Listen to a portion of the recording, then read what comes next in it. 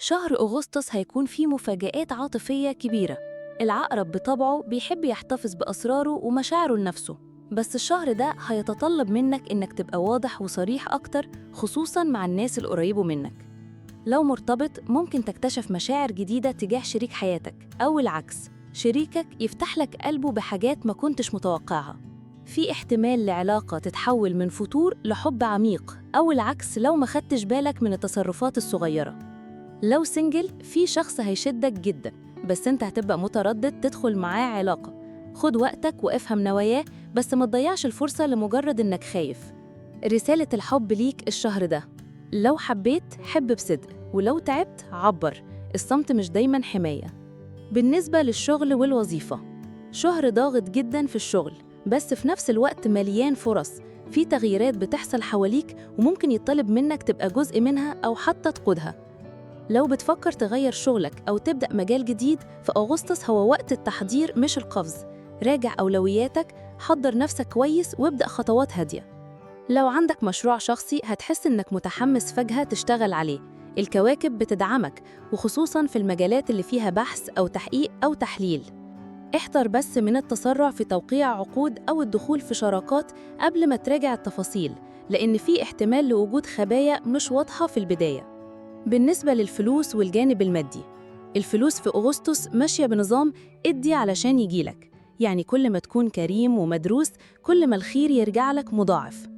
في مصاريف زيادة على حاجات عائلية أو شخصية، بس في نفس الوقت في مصدر دخل ممكن يفتح فجأة، سواء من شغل جانبي أو حتى رد فلوس كنت ناسيها.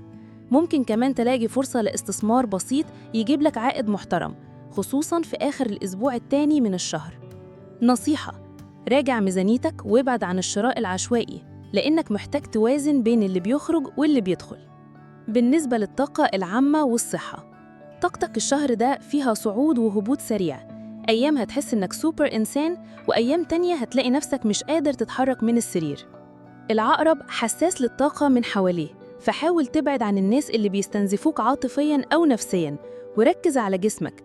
الرياضة البسيطة والمشي هيخلوك تحس بتحسن واضح. احذر من الأكل اللي بيزود التوتر أو السكر العالي، لأن جسمك هيبقى أكتر عرضة للتأثر بيه الشهر ده. بالنسبة للعلاقات الاجتماعية والعائلية، العيلة ممكن تكون مصدر دعم كبير، وممكن في نفس الوقت تكون سبب ضغط لو دخلت في تفاصيل مش ليك علاقة بيها. احذر من إنك تشيل مشاكل غيرك على كتفك وتنسى نفسك.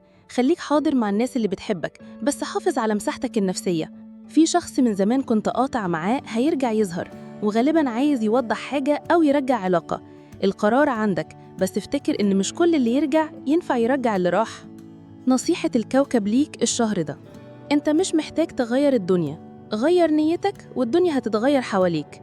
خد خطوات صغيرة بس حقيقية، وما تخليش التردد يشلك.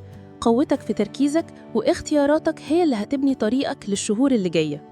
لو أنت من برج العقرب، شاركنا رأيك في الكومنتات. إيه أكتر حاجة شغلاك الشهر ده؟ ولا تنسى تعمل لايك وتشترك في قناة إيدج هوروسكوب علشان توصلك باقي الأبراج أول بأول. وخليك فاكر، العقرب عمره ما بيخسر، هو بس بيغير جلده. سكوربيون فاير.